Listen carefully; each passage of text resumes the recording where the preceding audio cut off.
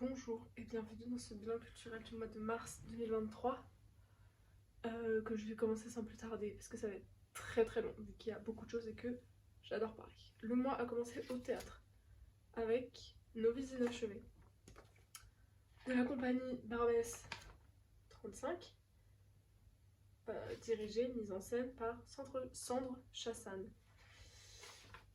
J'ai pas été hyper convaincue par la proposition artistique. Il y a des éléments de décor que j'ai trouvé extrêmement intéressants. Notamment l'idée qu'il y a les tringles, la costume et tout qui circulent, qui montent, qui descendent. Enfin bref, j'ai bien aimé les éléments de décor. La mise en scène est ok.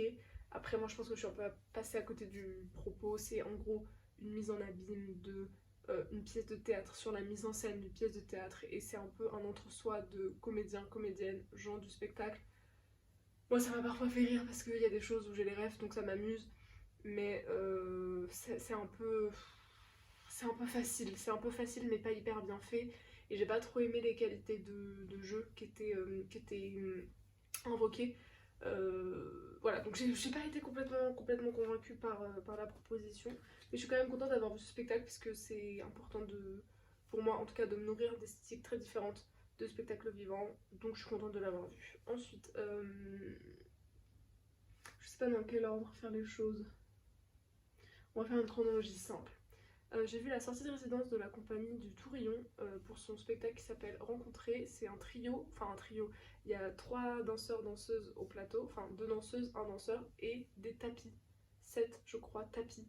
Et il y a tout un jeu de mouvement mais aussi un peu théâtralisé mais sans parole avec ces tapis et j'ai trouvé ça très chouette. Moi je trouve que la proposition est vraiment intéressante. Ça tient la route, c'est une sortie de résidence donc rien n'est finalisé mais ça tient vraiment bien la route. Et c'est des premiers éléments mais qui sont très prometteurs et on voit que les interprètes prennent vraiment plaisir à faire ce qu'ils sont en train de faire et ça je pense que c'est important, surtout dans la danse contemporaine. Donc ouais, je suis très contente d'avoir vu ce spectacle. Enfin ce spectacle, cette sortie de résidence. Et j'ai aussi vu, bon là je suis plus très chronologique mais au moins, au moins je l'ai dit, une sortie de résidence de Natacha Ballet de la compagnie Tournicotti qui est même chose, c'était une semaine qu'elle travaillait sur la pièce et j'ai trouvé ça hyper intéressant, hyper prometteur aussi. C'est censé être un jeune public, moi je l'ai pas trouvé si jeune public que ça.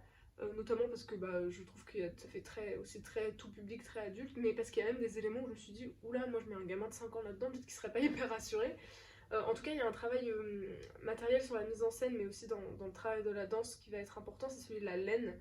Et donc, en fait, dans les premiers éléments de scénographie et de décor, mais aussi d'accessoires pour les interprètes, y a différentes choses en laine, comme une espèce d'énorme plaid tricoté au bras, enfin à la main, quoi. Un fauteuil avec des pelotes de laine, les pulls sont hyper matirés aussi, enfin bref, le travail de la laine est hyper intéressant, encore une fois, très prometteur. En mars, je reprends ma liste. J'ai également. J'ai vu pas mal de films. En mars, le premier film que j'ai vu c'est The Son. Je m'attendais pas trop à ça. J'avoue qu'en voyant la bande-annonce, je pensais pas que ce serait aussi dramatique. Je crois que j'ai bien aimé ce film et en même temps j'ai des choses à redire. En fait, je trouve qu'il est un peu facile, mais il est aussi très réaliste. C'est-à-dire que ça traite de la santé mentale, de la maladie mentale chez les ados et de comment est-ce que un ado malade se retrouve confronté à la difficulté de sa famille, de ses parents qui veulent être là pour lui, mais qui savent pas comment être là pour lui. Enfin voilà, c'est vraiment la maladie mentale au sein d'une famille et comment ce qu'on en fait quoi. Sans en dévoiler trop de l'intrigue, c'est quelque chose d'assez prévisible qui se passe dans tout ce que ça a de dramatique, parce que la maladie mentale c'est compliqué, mais c'est facile, c'est en ça que je trouve que c'est facile, c'est que c'est un peu enfoncer des portes ouvertes et en même temps c'est assez cru dans la réalité et dans la vérité, je crois, que ça dépeint. Donc c'est en ça que je l'ai trouvé plutôt intéressant, même si ouais c'est un peu c'est pas révolutionnaire en termes de scénario, d'intrigue quoi. Mais je pense que ouais, c'est quand même un film important, enfin notamment parce que c'est un casting hyper prestigieux et que c'est un film qui je pense a matière à avoir beaucoup de visibilité. C'est pour ça que moi je pensais pas du tout que ça traiterait de ces sujets-là en voyant la bande-annonce, donc c'est pour ça que je trouve ça chouette que ce film existe. J'ai vu The Whale. Alors, The Whale, j'ai pleuré, mais pleuré vraiment tout le film, vraiment. J'ai beaucoup pleuré, c'est hyper touchant. Sadie Sink, ma vie, je l'adore. Voilà, c'est quelque chose d'hyper touchant, même si c'est larmoyant. C'est-à-dire que, alors moi, je suis un très mauvais exemple, mais quand on tire les larmes, moi je pleure. Même, on n'a pas besoin de me tirer à ce point, mais là, pour le coup, c'est très larmoyant. C'est très dramatique, c'est très intense. Après, je trouve qu'il y a quand même beaucoup d'éléments qui veulent être abordés, qui ne le sont pas forcément hyper bien, ou alors enfin, il y a cette histoire d'enfermement, la petite symbolique du petit oiseau, cette histoire d'amour, cette amitié qui est basée sur un drame, la relation père-fille, la relation père, ancienne compagne, mère de la fille. Enfin, il y a beaucoup de choses en fait qui sont installées, qui sont beaucoup de fils à tirer. Et donc parfois c'est pas hyper bien tiré sur chacun des fils. Mais, euh, mais en tout cas, enfin voilà, moi c'est un film qui m'a vraiment bien tenu tout du long, malgré ce truc un peu huis clos et tout, et hyper touchant, hyper émouvant, j'ai beaucoup pleuré. En revanche, la fin, la scène de la fin, enfin encore une fois, je ne veux pas trop, je veux pas trop en dévoiler, mais la scène de la fin là, et ce truc avec la lumière et la musique et tout, et j'étais vraiment genre, bah non, bah non, ça m'a sorti du film et ça m'a sorti de tout ce que j'avais trouvé exceptionnel dans le film et tout ce qui avait été hyper touchant, hyper intense, un truc très prenant, très larmoyant, très je te chope la veste et tu lâches pas pendant tout le film. Ah bah là, ça m'a complètement perdu, ça m'a complètement lâché. Et j'ai trouvé ça mais ridicule, je sais pas, mais en fait c'est absurde, c'est pas beau, euh, ça n'a aucun lien avec tout ça, c'est nul, nul. Donc j'étais hyper frustrée et hyper dégoûtée d'avoir une fin comme ça, un film qui avait autant genre prise de façon aussi intense, et là j'étais vraiment genre bon, en fait non, merci de ne pas finir le film comme ça après m'avoir donné tant d'intensité et de larmes. Voilà. Euh, Après The Wait, je sais plus dans quel ordre je les ai vus les films. Non, on va reprendre. Ouais. Non, restons sur la ça j'irais de prendre cette histoire de YouTube un peu plus au sérieux là, c'est pas possible. On va reprendre juste simplement chronologiquement. J'ai écouté Summer Endless Vacation de Miley Cyrus. Je n'écoute pas Miley Cyrus en temps normal. Je ne suis évidemment pas passée à côté de Flower parce que qui, à part une personne vivant dans une grotte, est passée à côté de Flowers. Bref. Donc j'ai écouté l'album en me disant, bon, ça se tente. La chanson elle est chouette et tout. Quelle ne fut pas ma surprise, que ne fut pas ma surprise. Bref, je sais pas comment on se dit. Génial. Franchement, j'ai trop aimé. Encore une fois, moi je connais pas Miley Cyrus. Je connais pas son travail. Enfin, je connais son personnage et je connais sa figure, mais je connais pas son travail artistique. Et là, franchement, très bonne vibe. J'aime beaucoup. J'aime trop sa voix. En fait, elle chante vraiment très bien. Et je sais pas, j'ai vraiment bien aimé la vibe, donc je l'écoute pas mal là depuis qu'il est sorti et j'aime beaucoup ce qui se passe. Donc peut-être que je me découvre une nouvelle passion pour Miley Cyrus, who knows, et franchement, ça se refuse pas. J'ai regardé depuis chez moi dans mon petit lit Bande de filles de Céline Sciamma ou Sciamma je crois. Voilà, j'aurais dû me renseigner avant de encore une fois, ça j'irais prendre ça plus au sérieux. Bande de filles, j'ai beaucoup aimé ce film. En fait, ce qui m'a beaucoup amusé, c'est que c'est un film qui date de 2014 et qui est vraiment très 2014, enfin, qui en 2014 était ancré dans sa réalité, même esthétiquement. Et en fait, je me dis, mais si j'avais vu ce film en 2014, je pense qu'il aurait changé ma vie. Là, je le vois avec vraiment de mon grand âge et en me disant, ah, c'est trop chouette, cette bande de copines, cette notion, enfin, la sororité et tout.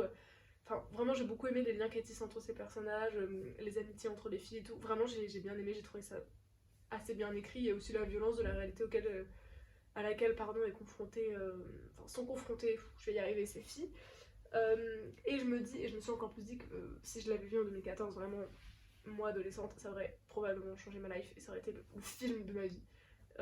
Donc dommage que je l'ai pas vu plus tôt, mais non, c'est un chouette film. Euh, j'ai vu le lendemain Ouria, que dire, Ouria, deuxième film de Mounia Medour avec Lina Poudry. Que dire, j'avais un peu peur parce que moi la danse c'est toute ma vie et que quand on met de la danse au cinéma c'est toujours un peu compliqué parce que les acteurs-actrices ne sont pas toujours danseurs-danseuses ou alors on prend des danseurs-danseuses qui sont pas acteurs-actrices.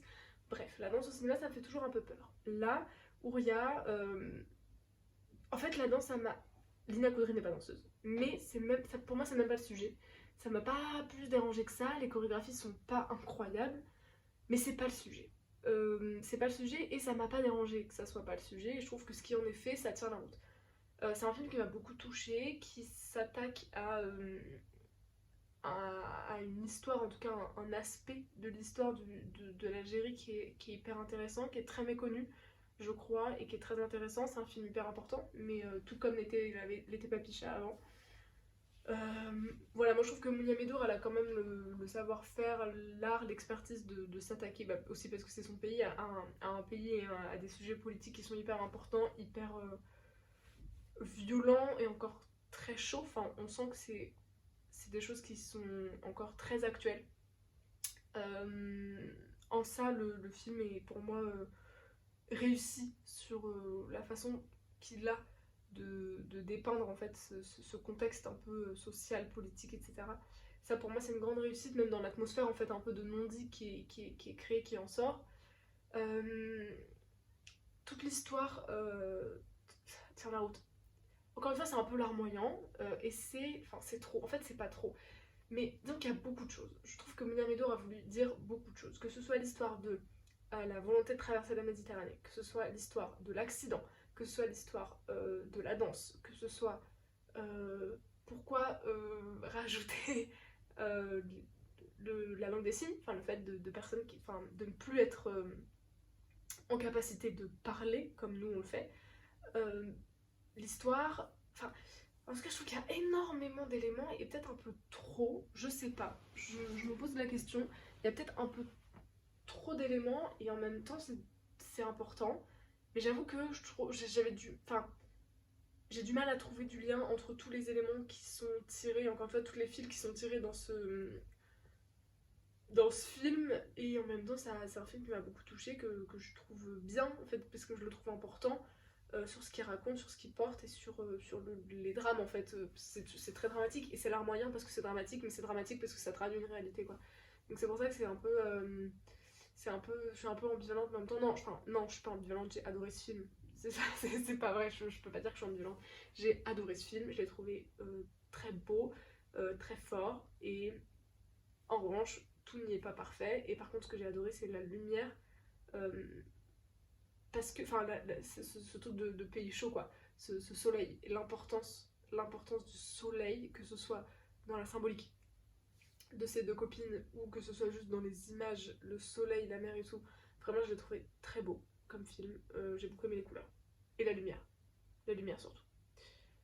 Ça n'a aucun sens. Ça n'a aucun sens. J'ai regardé, alors c'est ni un film, ni une série, ni quoi que ce soit, c'est une vidéo YouTube, enfin une série de vidéos YouTube. Il y en a deux, stylées dans toutes les situations, de Lena Situation. C'était sorti il y a un petit moment, mais j'avais pas pris le temps de les regarder. En fait, c'est des jeunes, enfin c'est Lena Situation, qui est une créatrice de contenu sur l'internet, qui a organisé avec Zalando, en gros, un concours entre stylistes de très jeunes gens. Et voilà, je trouvais ça chouette. C'était un concept qui m'intéressait, donc j'ai regardé ces vidéos. J'ai rien d'incroyable à en dire, mais je les ai regardées et je les ai notées. Euh, ensuite, ensuite. Ah, peut-être qu'on peut faire une petite parenthèse podcast, parce que j'ai écouté quelques podcasts là, en ce mois de mars. J'ai écouté les derniers épisodes de Anything Goes d'Emma Chamberlain. C'est un podcast que j'ai rattrapé ces derniers mois, années, qui a commencé il y a un petit moment, mais que j'ai rattrapé moi un peu au fil comme ça, progressivement. Maintenant je suis à jour. Euh, je crois que j'écoute ce podcast essentiellement pour pratiquer mon anglais et parce que sinon j'entends pas d'anglais au quotidien.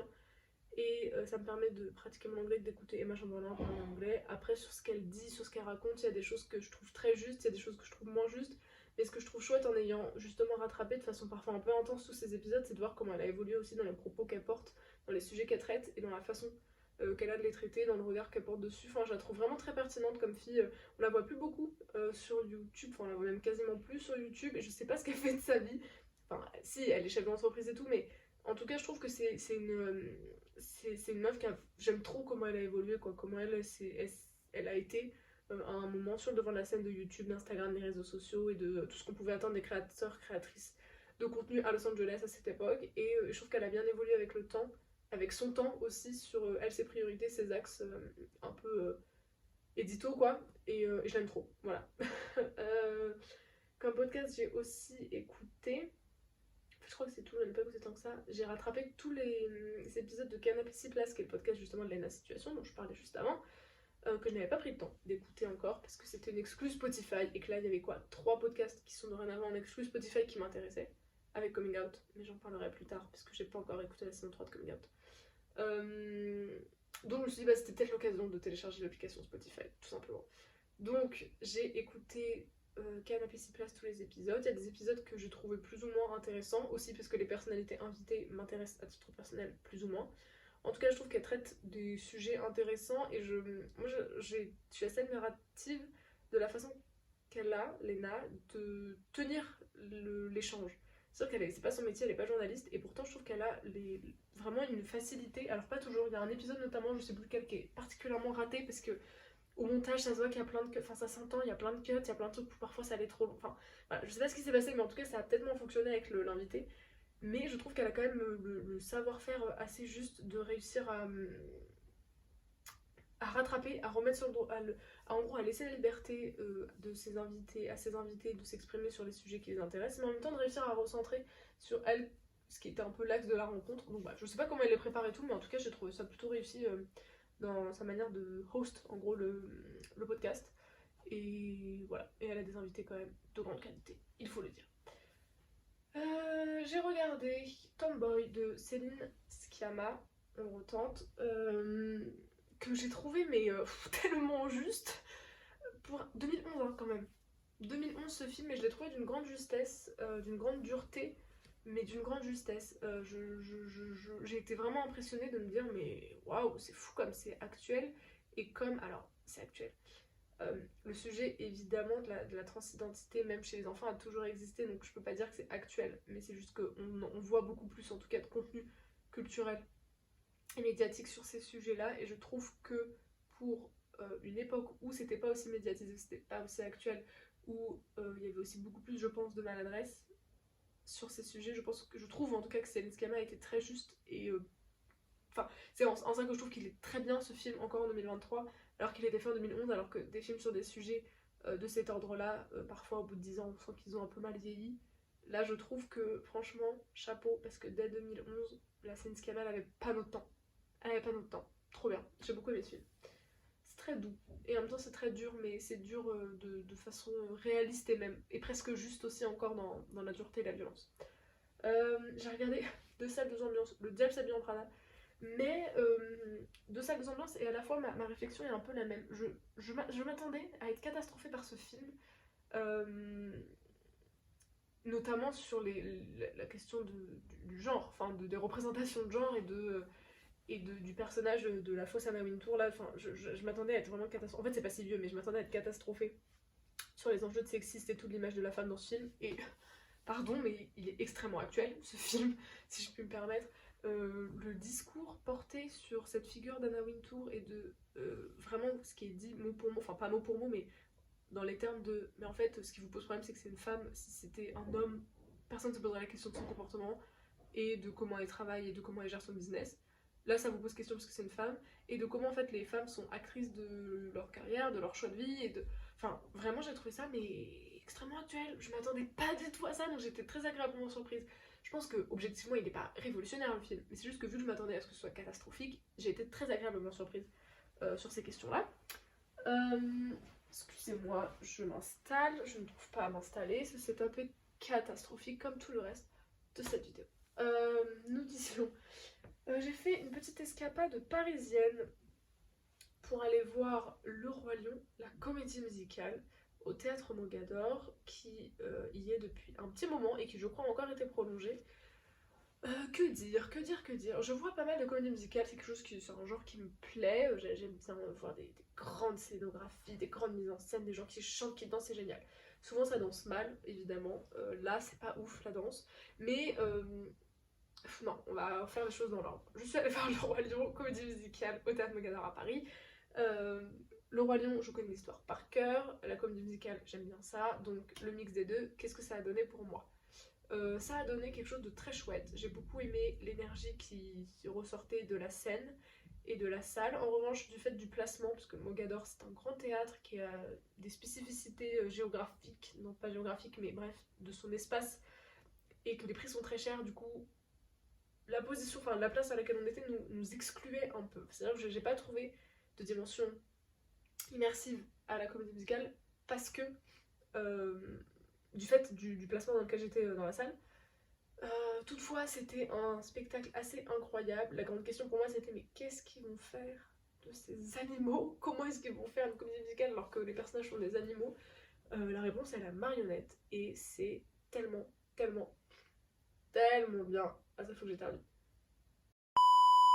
Je disais, c'est tellement, mais tellement réussi la marionnette, vraiment, c'est incroyable.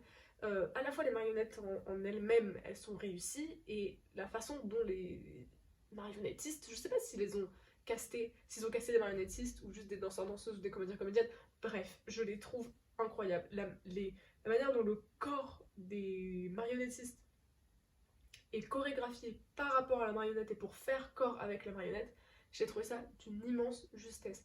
Les épisodes purement dansés, chorégraphiques, machin, nul. Enfin, nul, j'exagère, mais il n'y avait rien à en tirer. En revanche, l'écriture des corps en lien avec les marionnettes, et quand c'était pas des marionnettes à bout de bras, et que c'était juste des. Non, et que c'était des masques et tout. Enfin, extrêmement bien réussi, extrêmement bien réussi. Gros coup de cœur pour Zazou. Pardon, mais le comédien qui jouait Zazou ce soir-là, mais c'est le meilleur au monde. Enfin, vraiment très réussi sur l'endroit de la marionnette. Il y a des enfants, forcément, puisqu'il y a bébé Simba et bébé Nala, donc il y a des enfants au plateau. C'est pas incroyable, les enfants au plateau, ça chante pas très bien, ça joue pas très bien, donc il y a quelque chose un peu qui se perd, je trouve. Après, aussitôt qu'on est avec Simba et Nala adultes, il y a quelque chose aussi en termes de puissance vocale qu'on voit. Et de toute façon, ce qui tient aussi en termes de musique et de chansons tout le long de la pièce, c'est Rafiki, euh, qui est portée par une interprète absolument exceptionnelle, une voix mais incroyable, une femme géniale. Donc globalement, une réussite pour le Roi Lion, même si ça coûte très cher. Et puisque j'étais à Paris, j'en ai profité pour aller voir l'exposition Gold, les ors par Yves Saint Laurent. Gold by Yves Saint Laurent, mais je crois que l'expo elle s'appelait. Je pensais qu'il y avait. Bref. C'était plutôt chouette. Moi j'aime toujours bien les expos de mode, je trouve ça. Ouais, bon. J'aime bien les expos de mode, je trouve ça beau, je trouve ça satisfaisant. J'étais jamais allée au musée Yves Saint Laurent, je sais pas si c'est le musée, oui c'est ça. Le musée Yves Saint Laurent, je n'y étais jamais allée, donc c'était l'occasion de découvrir. Et franchement l'expo était chouette, il y a des très belles pièces. Elle est pas trop longue, pas trop courte, ça fait beaucoup de monde parce que c'était un samedi après-midi, mais c'était une chouette pièce. Pièce, pas du tout. Une chouette exposition. Faut arrêter là. Là, il faut que ça se termine, mais on n'est pas encore tout à fait à la fin. En mars, j'ai fini, parce que je l'avais quand même bien entamé en février, j'ai fini le tome 5 de Dune. Dune, j'ai commencé en septembre 2021, à la sortie du film de Denis Villeneuve. J'ai vu le film, et le lendemain, je suis allée acheter le tome 1 en me disant cet univers est incroyable. Et ça m'a ouvert les portes d'un univers incroyable. J'ai enchaîné les tomes 1, 2, 3. J'ai un peu traîné pour le 4. J'avais le 5 et le 6 à la maison depuis, bah du coup, un an, à peu près, un an et demi. Et là, enfin, j'ai lu le tome 5. J'ai eu du mal à re-rentrer dedans parce que c'est un univers extrêmement complexe que l'univers de Dune, mais tellement intéressant et tellement riche. J'ai conscience que je passe à côté de la moitié parce que je ne saisis pas tous les détails parce que c'est tellement complexe que vraiment je loupe, je pense, les trois quarts de ce qui se joue. Mais en tout cas, j'ai beaucoup aimé replonger dans cet univers, ça m'a fait grand bien et grand plaisir. Donc je suis très contente de l'avoir lu et j'ai décidé d'enchaîner, je sais pas si c'était la meilleure idée, avec le tome 6. Ça fait peut-être 2-3 semaines que j'y suis et je n'ai lu que 200 pages. Parce que je me suis dit, mais oui, j'enchaîne puisque j'y suis. Sauf que celui-là, je l'avais trouvé long, il faisait 450 pages. Voilà, celui-là en fait 200 de plus. Donc, bon, peut-être rendez-vous dans le bilan d'avril, peut-être celui de mai, peut-être celui de septembre, qui sait. En tout cas, mon objectif c'est d'avoir absolument fini tous les tomes avant la sortie du deuxième volet de Denis Villeneuve, qui je pense doit sortir peut-être entre septembre et décembre 2023. Donc, affaire à suivre. Oh là là, mais qu'est-ce qu'il est long ce bilan. En mars, j'ai également regardé La nuit où Laurier Gaudreau s'est réveillé, qui est la série de Xavier Dolan sur Canal+, enfin MyCanal quoi. Euh,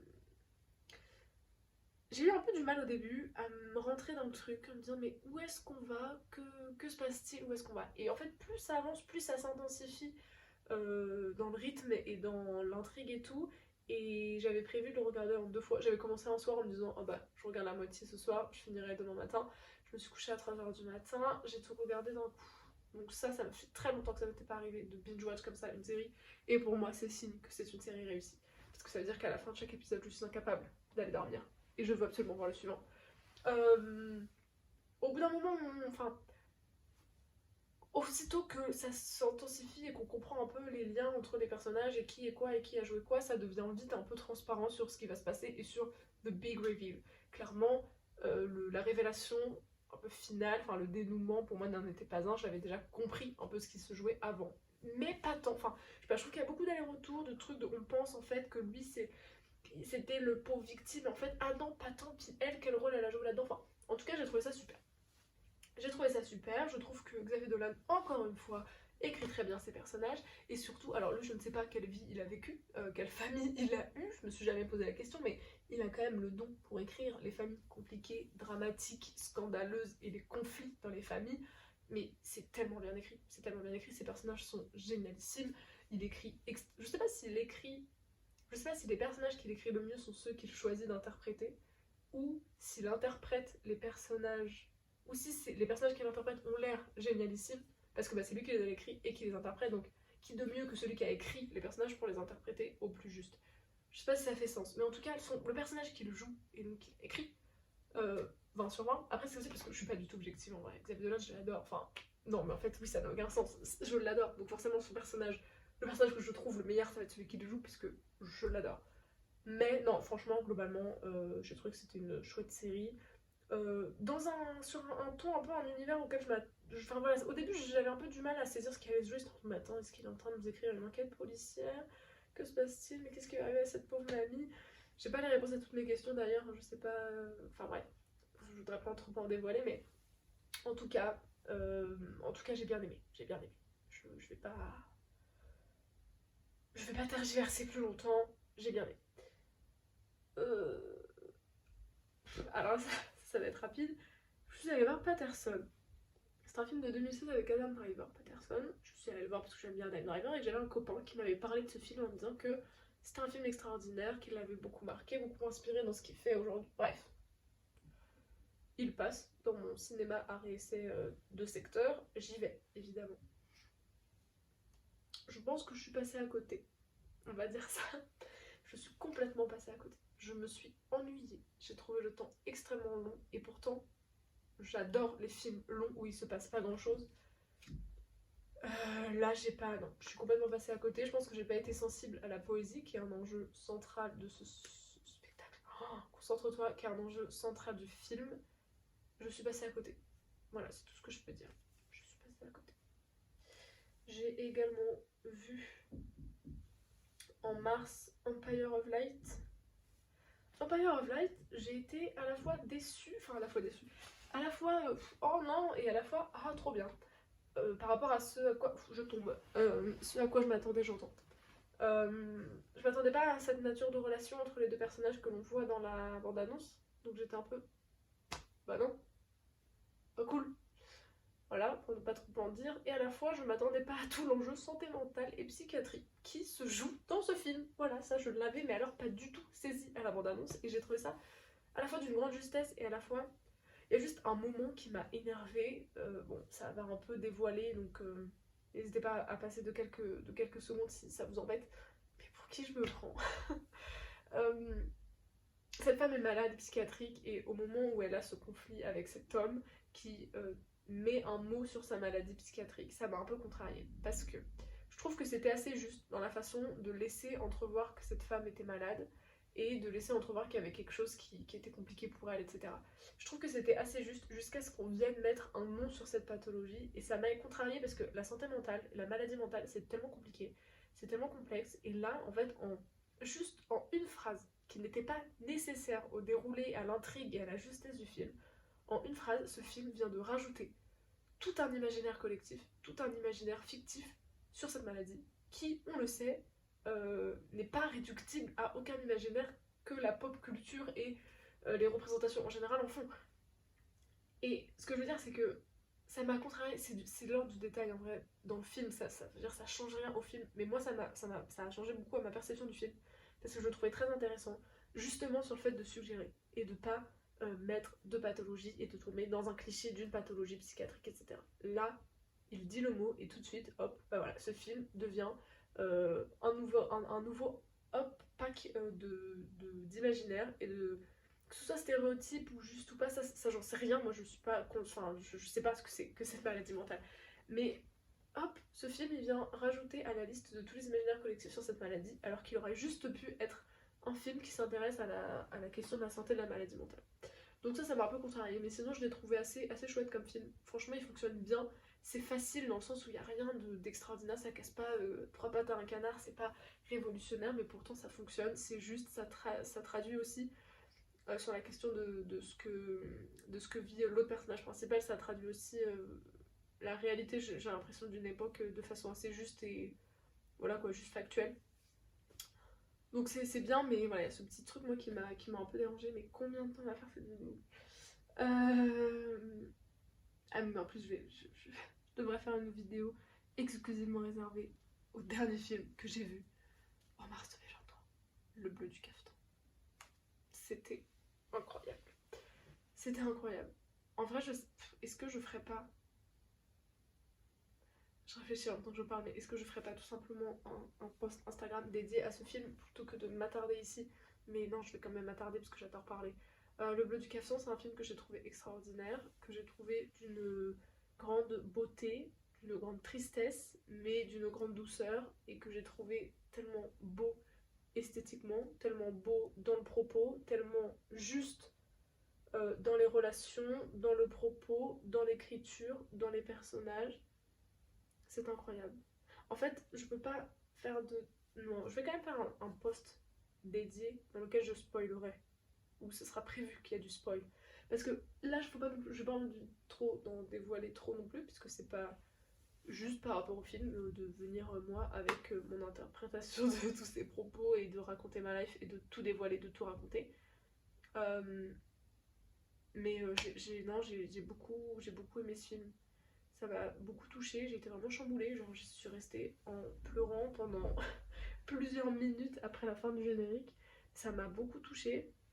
Il y a quelque chose dans le traitement des relations interpersonnelles, dans ce que c'est qu'aimer une personne, dans ce qu'on s'autorise, dans l'amour de l'autre, dans le traitement de la maladie, de l'accompagnement dans la maladie, et il y a ce rapport aussi très organique à la couture, puisque ce qui est le fil marrant du film, c'est justement la couture, le film et la confection d'un cafetan. Et c'est ce rapport très organique au fil, à l'aiguille, au tissu, à la matière, tout le rapport esthétique de la couleur aussi que ça amène dans le film. Enfin, tout est d'une extrême justesse, la photographie est incroyable, la lumière est incroyable, le son. Alors le son, parce qu'il y a la BO, il y a la musique, c'est une chose, mais le son, c'est un film qui se passe au Maroc et il n'y a jamais de silence dans ce film. Soit c'est une forme de silence parce qu'il y a une musique qui est mise sur l'image, mais quand on est sur du son dans l'image, je sais plus là, c'est diagétique, anti-diagétique, que sais-je là, quand on est sur le son dans l'image de ce qui se passe, il n'y a jamais de silence, il y a toujours un bruit de fond qui, je pense, non pas que j'ai déjà vécu au Maroc, mais qui, je pense, traduit aussi la réalité de quand tu vis dans une ville au Maroc, c'est animé, il y a du monde, il y a du bruit dehors, et même la nuit, et quand on voit que quand les personnages dorment, en fond, il y a toujours un espèce de bruit de fond, il n'y a jamais de silence, et j'ai trouvé ça mais tellement pas de l'ordre du détail, enfin tellement important de ce truc qui pour moi fait partie de l'univers et de l'imaginaire aussi, hein, mais qui fait partie de l'univers du film quoi, et je l'ai trouvé vraiment très beau, très très beau comme film. J'ai beaucoup, ouais, non, j'ai beaucoup aimé, c'est triste, hein. C'est très triste, mais je crois que c'est encore plus doux que triste, malgré le fait que ce soit extrêmement triste. Donc c'est vraiment d'une grande douceur et d'une grande beauté, et j'ai beaucoup aimé. Voilà, je crois que Ah non, on ne peut même pas finir sur le bleu du caftan, j'ai oublié que j'avais vu le spectacle 40 de Johanna Malédon, qui est une chorégraphe de danse contemporaine, une jeune chorégraphe de danse contemporaine. 40 c'est une pièce pour 3 interprètes, c'est un trio. J'ai trouvé des choses très chouettes, de très belles images, une écriture. Moi, Johanna Malédon, je connais déjà son travail, enfin je connaissais déjà son travail et j'aime beaucoup son écriture du corps. Tout comme quand il y a des gens qui vont voir un ballet classique et qui trouvent ça très beau, comment les corps sont écrits et tout. Moi, l'écriture des corps de Johanna, ça me fait kiffer. Juste, j'aime trop Johanna Malédon qui écrit des corps. Il y a quelque chose un peu torturé, d'extrême, genre de la torsion et tout. Enfin, j'aime trop. Voilà, c'est juste, ça me fait kiffer. Donc, j'avais quelque chose de très satisfaisant, moi, à voir ce spectacle, de juste, waouh, ça me fait kiffer. Et en même temps, bon, c'est pas suffisant pour me faire tenir un intérêt actif pour tout un spectacle que d'avoir juste une écriture et des décor qui me fait kiffer. Il y a de très belles images, il y a vraiment des propositions très intéressantes. Au niveau de la lumière, il y a des choses intéressantes, les interprétations sont vraiment très bonnes. Euh, Après, il y a des aspects qui fonctionnent un peu moins. Pour moi, il y a parfois des volontés de faire un peu de la danse théâtre, enfin de faire un peu du jeu, euh, qui est pas hyper réussi. Mais le spectacle est chouette. Après, voilà, la question, je pense que c'est parce qu'elle est, parce qu'elle est jeune aussi, mais comment est-ce qu'on tient le fil et le déroulé d'un spectacle sur quasiment une heure de façon cohérente et de façon construite. Je ne sais pas, je ne suis pas chorégraphe, mais en tout cas, moi je pense que c'est peut-être à cet endroit-là euh, de l'écriture globale du spectacle qui me manquait quelque chose. Il n'y a peut-être pas un fil qui fait que il y a un déroulé qui me tient en haleine et qui me donne quelque chose de cohérent. Je sais pas, parce qu'à la fois moi j'ai passé un bon moment, mais avec des longueurs et en même temps un bon moment parce que j'aime bien la danse. Hein. Voilà, je ne sais pas. je ne sais pas. Mais je suis contente quand même d'avoir vu son spectacle. Et là, je peux dire que c'est fini pour le bilan du mois de mars 2023.